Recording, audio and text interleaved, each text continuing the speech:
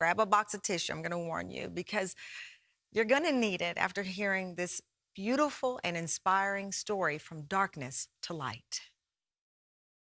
On June 12, 2016, 20-year-old Patience Carter went out to celebrate the high school graduation of 18-year-old friend and star basketball player Akira Murray with Murray's cousin, Tiara Parker.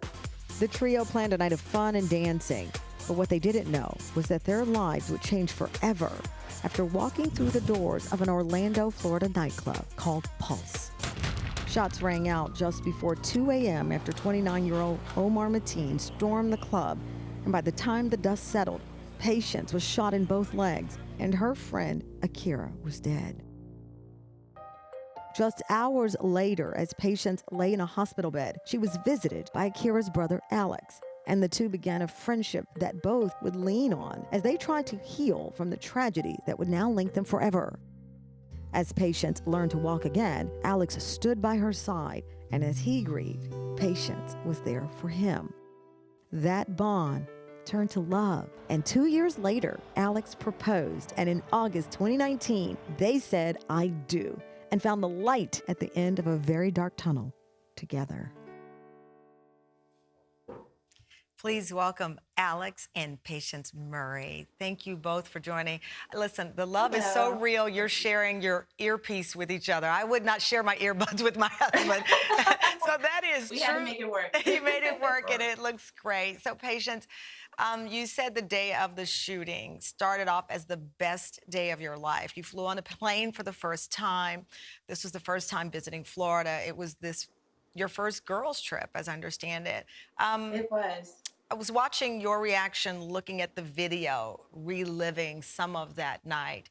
That never leaves you. The pain and it never leaves. It doesn't. I'm so glad you said that because sometimes there's this judgment that people give trauma survivors that you just have to move on. But the reality is sometimes you have to learn to live with the pain and learn how to manage your emotions because healing, as much as we want it to be, it's not a journey that has its final destination. Does not have a final destination. You were in the hospital recovering from the gunshot wounds to the leg, and you'd just been told that Akira did not make it out. At that moment, people talk a lot about survivor's guilt, where you wonder why that person, not you. I had that in some ways with my sister, like why that person, not you. Did you experience that? I did. That was one of the first emotions I felt was that guiltiness of just being grateful for being alive, but still feeling sorry for the people who didn't get a chance to have their story told from their perspective as well. And just like Akira, she was such an amazing person, somebody that had so much promise. And it was like, why did God choose me and not her? So you have that heaviness always. Alex, when you heard the news that there'd been the shooting at Pulse Nightclub, you, of course, rushed to the hospital to check on your sister, Akira, and your cousin. How do you describe that scene, especially that helplessness of not knowing, that sensation of completely being unclear about their status? It was definitely like a rock just dropped on my soul and smashed it.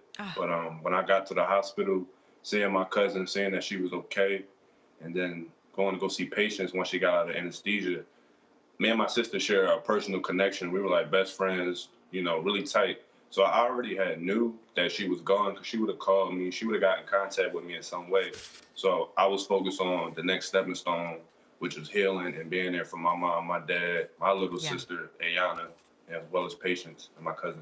How did you fall in love? I mean, as you pointed out, you're both trying to heal. You're both dealing with this unbelievable grief. Was there this love moment? Was there a connection moment?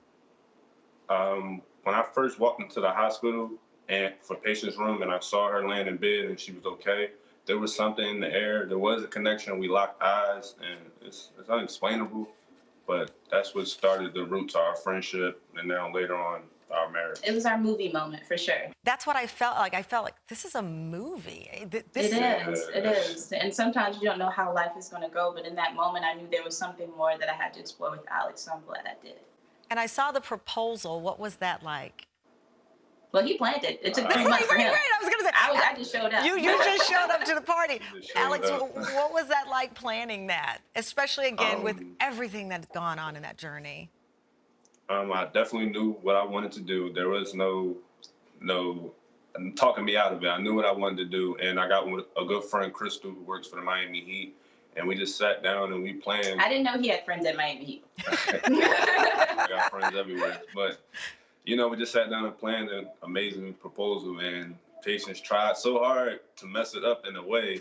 Okay, that's a trying big to be statement. That's a big curious. statement. It was my birthday. It was a lot going on, and I also thought that he didn't have any friends at Miami Heat.